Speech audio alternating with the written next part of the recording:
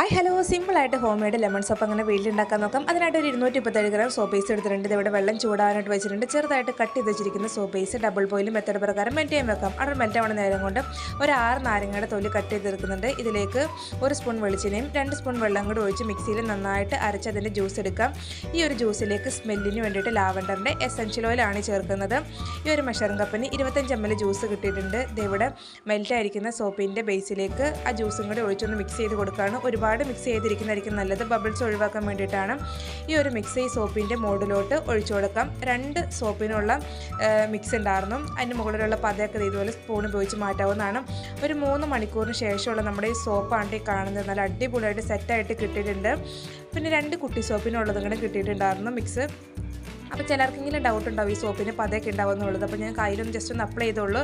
ഇപ്പോൾ തന്നെ നിങ്ങൾ തന്നെ കണ്ടോളൂ പതയും കാര്യങ്ങളൊക്കെ. അപ്പോൾ നമ്മുടെ ഒരു വീഡിയോ ഇഷ്ടപ്പെട്ടെങ്കിൽ ഒന്ന് സബ്സ്ക്രൈബ് ചെയ്ത് സപ്പോർട്ട് ചെയ്യണേ.